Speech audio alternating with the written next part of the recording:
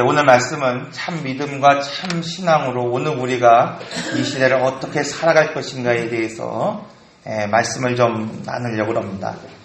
여러분, 오늘 본문에 소개되고 있는 바리새인과 또 가나안 여인, 이 두 사람을 통해서 오늘 주님은 우리에게 참 믿음으로 살아가는 것이 무엇인가를 말씀하고자 합니다. 근데 오늘 우리가 보는 것처럼 이 바리새인과 이방 여인은 서로 다른 어떤 처지와 환경과 모습을 가지고 살아가고 있는 것을 보게 됩니다. 오늘 말씀은 첫째로 우리에게 좋은 전통이 있어도 여러분 악한 유전이 될 수 있다는 것을 가르치고 있습니다. 여러분, 유대인에게 있어서 미슈나라고 하는 이 전통, 율법에서 해석되지 않는 것들을 해석함으로 그것이 전통으로 이어지는 것을 우리는 흔히 미슈나다 이렇게 이야기를 하고 있습니다. 예를 들어서 안식일을 오늘 너희는 거룩하게 지키라고 하는 율법이 주어졌을 때 과연 거룩하게 지킨다는 것이 무엇인가? 이것을 장로들이 일상에서 해석해 나가는 것이, 그리고 그것이 전통으로 잡은 것을 바로 미슈나다 이렇게 말하고 있죠. 그래서 오늘 본문에 나오는 이야기가 대표적으로 그 율법을 해석하고 또 전통이 돼서 마치 미슈나처럼 자리 잡은 것이라고 할 수도 있습니다. 여러분, 오늘 우리에게도 이런 전통이 있습니다. 설날에 제가 어렸을 때는 그 동네마다 어른들을 찾아다니면서 세배를 하는 그런 전통이 있죠. 지금도 이제 설날에 우리가 친지들을 찾아다니면서 이렇게 절하고 세배하는 그런 문화가 있는 것을 보게 됩니다. 그럴 때마다 늘 고민하던 것이 있었어요. 그건 뭡니까? 여러분, 어느 쪽 손을 위에다 놓는지를 늘 고민하며 이렇게 절을 할 적이 있었어요. 그래서 한 번은 이게 오른쪽인지 왼쪽인지 몰라서 그냥 펴서 이렇게 절한 적도 있죠. 여러분, 좌상우하. 그래서 우리나라 전통에 좌쪽은 높은 것이고 또 존귀한 것이고 또 우는 낮은 것이고 천한 것이다. 그래서 늘 우리가 남자는 위에다 손을 얹고 여자는 오른쪽을 손 얹는다. 그런 어떤 그런 전통이 있었죠. 오늘 우리가 입고 다니는 옷도 어떻습니까? 이 옷도 남성은 항상 오른쪽에 단추가 있죠. 어떤 분들은 실용적인 관점에서 여성들이 이렇게 모유 수유를 하기 위해서 이런 옷가름을 만들어 놨다라는 이야기를 하기도 합니다. 그러나 19세기의 성심리학자 헤드록 앨리스라고 하는 사람은 이 단추를 어느 곳에 다느냐에 대한 것을 가지고 논문을 썼습니다. 이 논문에 의하면은 남성과 여성의 단추의 차이, 그것은 남성의 우월함을 표시하는 표식이다, 이렇게 정리하고 있는 것을 보게 됩니다. 여러분, 이처럼 오늘 우리가 어떤 전통, 그것이 좋은 것이라 하더라도 그것을 잘못 이해하고 잘못 적용하고 잘못 해석할 수 있다는 사실을 오늘 우리는 일상에서 얼마든지 경험할 수 있습니다. 오늘 본문에서 제자들이 손을 씻지 않고 먹는다는 것, 여러분, 왜 그것이 문제될까요? 여러분, 여기서 문제가 되는 것은 단지 더럽기 때문이 아닙니다. 여러분, 우리도 식사를 하기 전에 오늘 우리가 손을 씻고 이렇게 식사를 하죠. 여러분, 이것이 단지 유대인들이 그렇게 집요하게 예수님에게 또 이 제자들에게 지금 논란을 일으키는 이유가 단지 그들이 먹고 마시는 것이 더럽기 때문이 아니라는 거죠. 그것은 무엇인가 하면은 그들이 부정하면 곧 하나님 앞에 설 수 없는 자라는 것을 오늘 본문은 말하고 있습니다. 예를 들어서 마태복음 12장 1절에서 2절의 말씀을 보면은 예수님과 제자들이 안식일 그 밀밭 사이로 지나가셨을 때 일이었습니다. 이 제자들이 이 안식일 배고픈 나머지 그 밀밭에 있는 이삭을 갈아서 먹었던 그런 기사가 소개되고 있습니다. 뿐만 아니라 예수님께서 안식일날 회당에 손 마른 자를 고치신 사건들을 오늘 우리에게 말씀하고 있습니다. 여러분, 이것에서 이 바리새인들이 집요하게 지금 문제를 삼는 이유가 있습니다. 그것은 무엇입니까? 그들이 부정함으로 안식일에 하나님 앞에 서 있을 수 없다는 겁니다. 여러분, 그때 주님은 안식일에 이렇게 말씀하고 있습니다. 안식일에 선을 행하는 것과 악을 행하는 것과 안식일에 생명을 살리는 것과 생명을 죽이는 것, 이 어느 것이 옳으냐? 이렇게 물으신 후에 그 사람의 손을 고쳐주셨다고 말씀하고 있습니다. 그래서 유대인에게는 이 정결법이라는 것이 있습니다. 우리가 예전에 레위기를 통해서 배울 때에 정결한 짐승과 부정한 짐승을 소개한 적이 있습니다. 예를 들어서 육축을 오늘 우리가 먹을 때에 이스라엘 백성들은 이 정결한 음식만 먹어야 됐어요. 예를 들어서 굽이 갈라진 것과 그리고 되새김질하는 것은 정결한 짐승이고 그렇지 않은 것은 부정한 짐승이라는 겁니다. 여러분 생각해 보시죠. 오늘날 우리가 예수를 믿으면서 과연 정결하다는 것이 무엇일까? 오늘 부분의 말씀처럼 너희 입으로 들어가서 뒤로 나오는 것으로 오늘 우리가 정결하다 부정하다 말할 수 있는 것이 아니라는 거예요. 즉 음식의 문제를 가지고 사람을 정결하다 부정하다 말할 수 있는 것이 아니라는 겁니다. 우리가 전에도 막 살펴본 것처럼 이 음식에 관한 문제를 오늘 우리가 다룰 때에 사도행전에서 말하고 있는 베드로의 환상을 통해서 그 보자기 속에 나오는 그런 부정한 음식을 주님께서 먹으라 명령했음에도 불구하고 주님의 사도였던 베드로가 절대 그것을 먹지 않습니다. 환상을 통해서 하나님이 그에게 명령하셨고 말씀하셨음에도 불구하고 여러분 그가 자리 잡고 있는 전통, 그가 자리 잡고 있는 어떤 의식 속에서 가지고 있는 그 율법 안에서 그는 결코 그것을 먹지 않는 것을 보게 되죠. 주님이 베드로의 환상을 통해서 오늘 우리에게 보여주시는 것이 무엇입니까? 음식이라고 하는 것은 교제와 관련되어 있다는 것입니다. 즉 오늘 본문에 말하고 있는 건 이 정결의 문제도 동일한 것입니다. 오늘 우리가 단지 육축에 부정한 것을 먹었기 때문에 정결한 것이 아니라 오늘 우리가 되새김질하듯이 하나님의 말씀을 묵상하고 오늘 우리가 굽이 갈라진 것처럼 오늘 세상과 구별된 삶을 사는 그런 사람들과 오늘 우리가 교제할 때 정결한 삶을 살아갈 수 있다는 것을 오늘 우리에게 가르치고 있는 겁니다. 어류를 통해서 이스라엘 백성들은 지느러미가 있는 것과 또 비늘이 있는 것만을 먹었어요. 반대로 지느러미가 없는 것 혹은 비늘이 없는 그런 어류는 그들이 먹을 때 부정하다 이렇게 여겼습니다.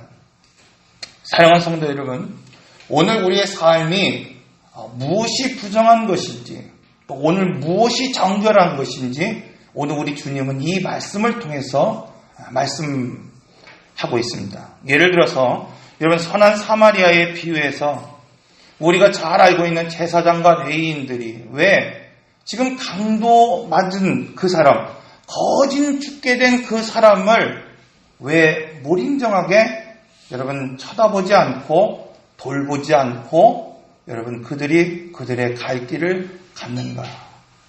여러분 생각해 보십시오.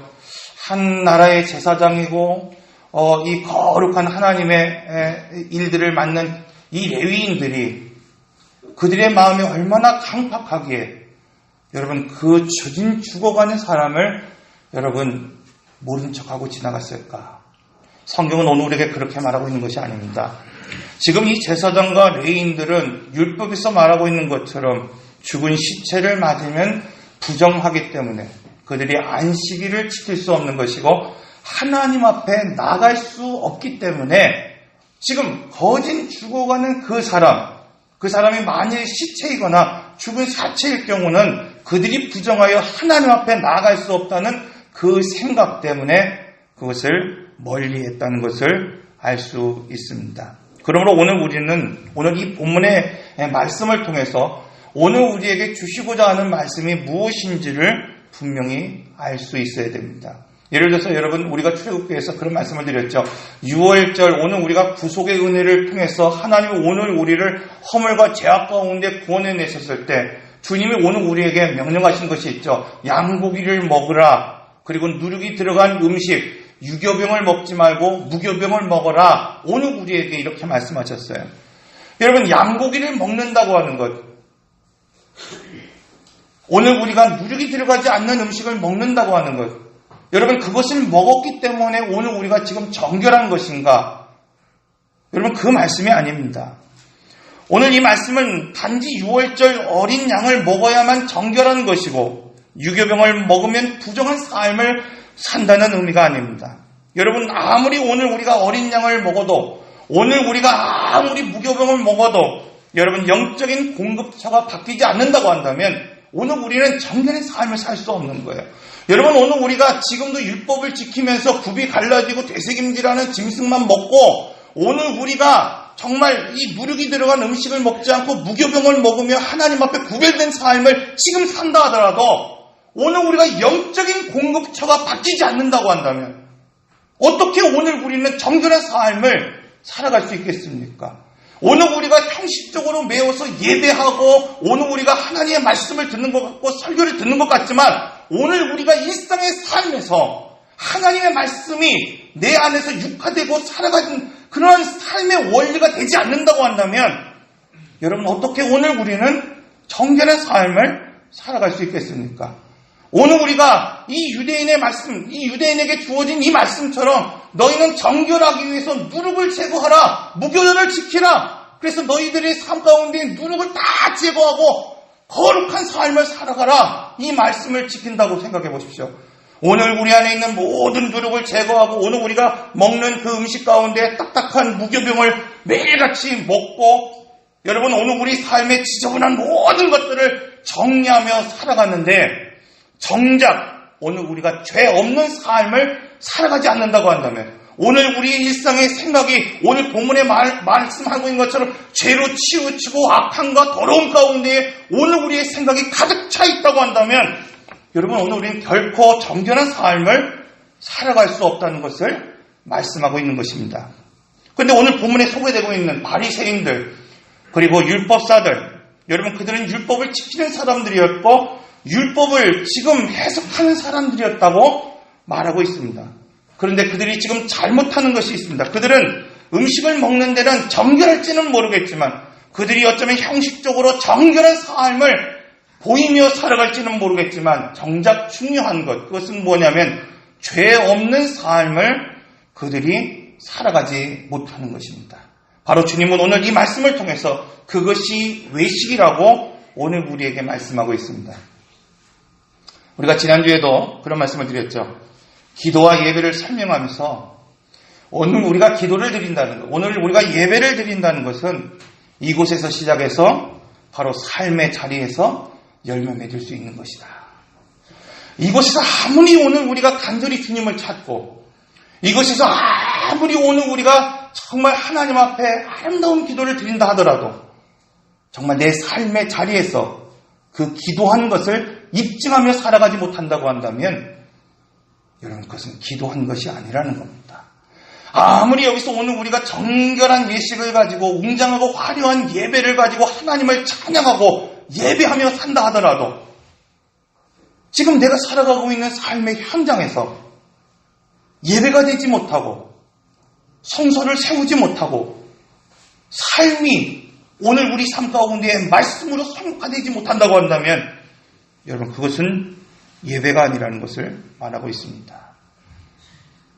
그래서 여러분, 오늘 우리는 단순히 율법을 지키고 단순히 오늘처럼 그냥 신앙생활하고 예배생활하고 하는 것이 중요한 것이 아니라 신앙의 가풍을 만들어야 됩니다.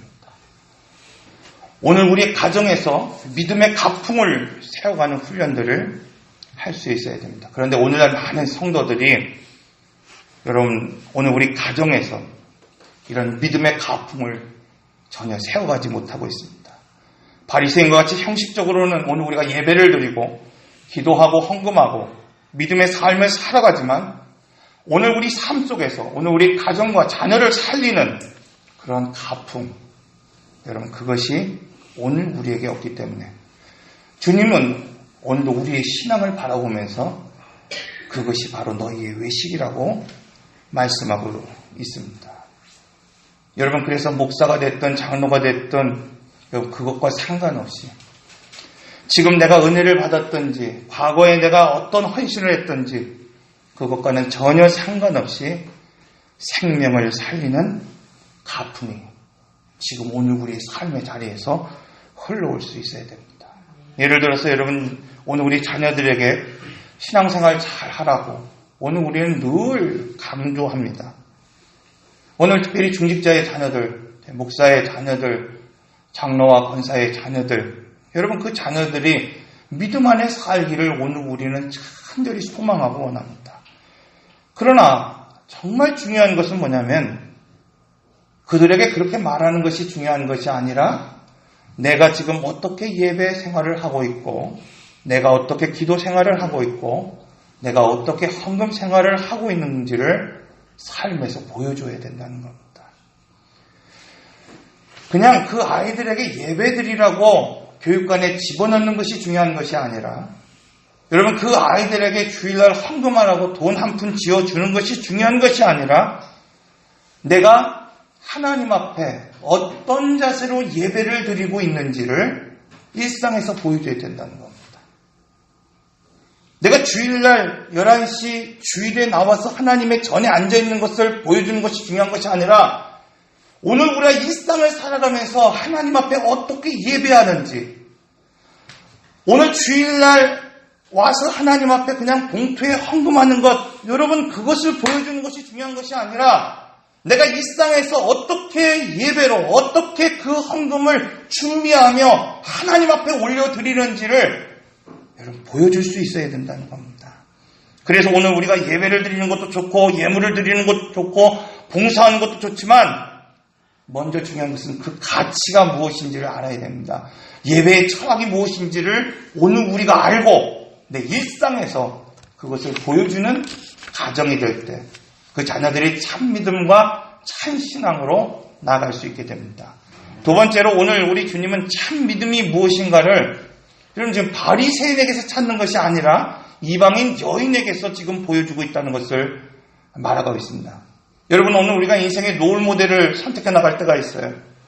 특히 이제 막 지금 질풍노도의 막 청년의 시기 막 이때에 여러분 오늘 우리는 어떤 사람이 되겠다, 어떤 롤 모델로 오늘 우리 인생을 디자인하겠다 생각할 때가 있습니다. 그런데 오늘 우리 주님은 그렇게 경건한 삶을 살고 있는 바리새인과 율법학자들에게 그 롤 모델을 찾지 아니하시고 아무것도 아닌 어쩌면 비천하게 보이는 이방 여인에게서 그 모델을 찾고 있다는 것을 보게 됩니다.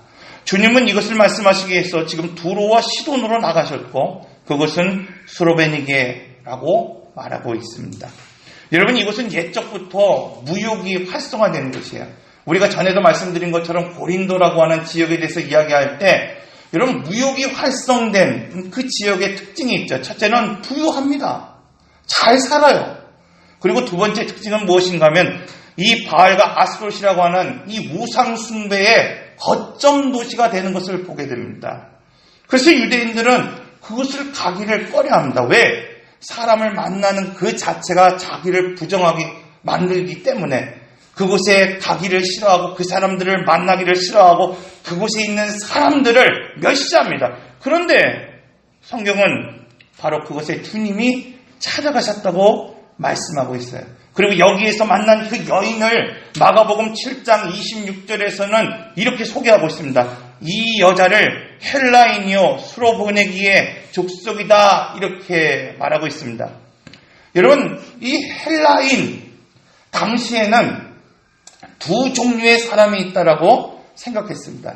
즉 헬라 문화에서 교육을 받은 헬라인과 또 그렇지 못한 야만인이라고 하는 두 부류의 사람이 있다고 생각했다는 거예요. 유대인들이 헬라인을 바라봤을 때는 이방 여인이고 더러운 여인이고 부정한 여인일지 모르겠지만 이 헬라인들이 지금 유대인들을 바라봤을 때는 야만인이라는 것을 오늘 우리가 인식할 수 있어야 됩니다. 그런데 지금 이 헬라 문명에서 교육을 받은 이 여인이 여러분 누구보다도 부유한 족속의 이 여인이 정말 무명의 천대받는 갈릴리 출신 예수님 앞에 지금 무릎을 꿇고 있습니다.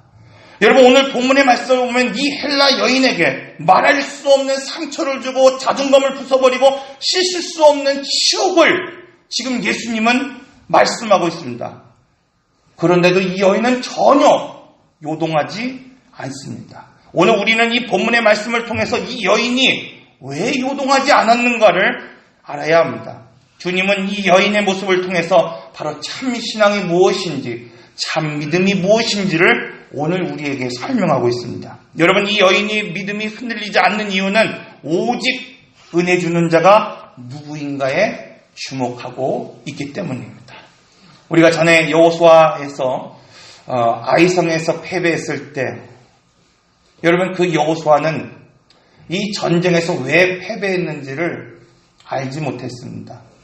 여리고에서 그렇게 큰 승리를 했던 여호수아가 아이성, 그냥 2-3천명만 올라가면 될 것이라고 여겼던 그 성에서 패배했습니다.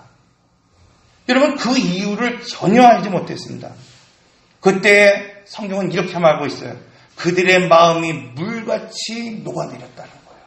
오늘 우리가 인생을 살아갈 때, 여호수아 같이 실패할 때, 여러분, 그 이유를 알지 못할 때, 그 고난이 어디서부터 시작됐는지 오늘 우리가 이해하지 못할 때, 오늘 우리도 우리의 마음이 물같이 녹아내릴 때가 분명히 있습니다. 여호수아는 여러분, 그때에 옷을 찢고 머리에 티끌을 뒤집어 쓰고 여호와의 궤 앞에 날이 저물도록 있었다고 말씀하고 있어요. 여러분, 왜 여호수아는 날이 저물도록 여호와의 궤 앞에 있었을까? 여호수아는 왜 이런 패배가 왔는지 알지 못했습니다. 왜 이런 고난이 오늘 우리 안에 시작됐는지 알 수 없었습니다. 그런데 한 가지 분명히 알고 있었던 것은 있었어요. 그것은 뭐냐면 은혜 주시는 분이 누구인지를 그가 알았다는 겁니다. 그는 은혜 주시는 분이 하나님이신 줄 알았기 때문에 지금 당장은 왜 자기가 패배했는지, 지금 왜 고난을 당하는지 몰랐지만 하나님의 궤 앞에서 날이 저물도록 엎드려 있을 수 있었다는 겁니다. 오늘 본문에 소개되고 있는 이 여인은 어떤 방법으로도 해결할 수 없는 문제를 가지고 있었습니다. 여러분, 그녀는 부유했지만 물질로 해결할 수 없는 문제를 가지고 있었고, 그는 헬라의 문명을 통해서 많이 배웠지만 그 배운 것으로도 해결할 수 없는 문제를 가지고 있었습니다. 그런데 이 여인이 한 가지 분명히 알고 있었어요. 그것은 무엇인가 하면 이 문제를 해결하실 분이 누구인가를 알고 있었고, 지금 나에게 은혜 베풀어 주실 분이 누구인지를 분명히 알고 있었습니다. 여러분, 지금 이 여인은 주님이 왜 이렇게 나에게 모진 말을 하는지 알지 못하고 있었습니다. 주님이 왜 이렇게 냉정하신 분인지 알지 못했습니다. 그러나 이 여인이 한 가지 알고 있었습니다. 그것은 바로 내 앞에 서신 그분이 은혜 주시는 분임을 알고 있었고, 내 앞에 서 계신 그 분만이 이 문제를 해결해 주실 것이라고 하는 것을 알고 있었기 때문에 그녀는 지금 예수님의 그 말 앞에서도 요동하지 않고 흔들리지 않는 신앙을 가지고 살고 있습니다. 사랑하는 성도 여러분, 오늘 우리는 믿음이라는 것을 바른 신앙의 고백이라고 늘 말하고, 오늘 우리는 믿음이라고 하는 것은 하나님을 신뢰하는 것이라고 오늘 우리는 늘 말하고 있습니다. 그래서 어떤 장애가 오늘 우리에게 있더라도 하나님을 신뢰하고 끝까지 기다리고 기대해야 한다, 이렇게 오늘 우리는 배워왔습니다. 그런데 오늘 우리는 형식적으로는 참 좋은 신앙을 가지고 있고 참 좋은 믿음을 가지고 살고 있습니다. 그러나 실제로 오늘 우리는 은혜 주시는 분이 누구인지를 모르고 있습니다.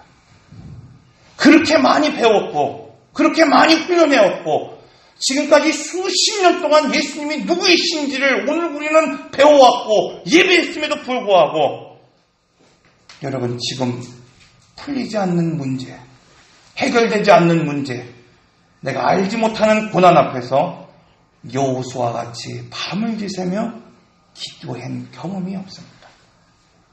여러분, 이 여인처럼 모질게 주님이 오늘 우리를 대하실 때 여러분, 요동하지 않는 믿음을 가지고 우리가 신앙하지 않습니다. 사랑하는 성도 여러분, 내가 지금 얼마나 배웠느냐, 이것이 중요한 것이 아닙니다. 내가 얼마나 교회 안에서 훈련해왔고 내가 얼마나 교회 안에서 예배 생활을 해왔는가. 여기 이것도 중요한 것이 아닙니다. 지금 내가 문제를 만났을 때, 지금 내가 어떤 어려움을 만났을 때, 여러분 내가 지금 어떤 이해되지 않는 문제를 지금 내가 만났을 때 주님만이 나에게 은혜 베푸실 분이고 주님만이 나의 구원이시라고 하는 그 믿음을 가지고 오늘 우리는 엎드릴 수 있어야 되고 요동하지 않는 믿음을 가지고 살아가는 것. 그것이 참 믿음과 참 신앙이라고 말씀하고 있습니다. 기도하겠습니다. 인내하신 구세주여 내 말 들으사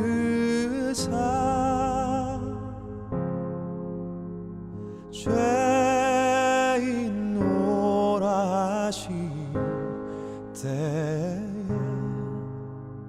날 부르소서.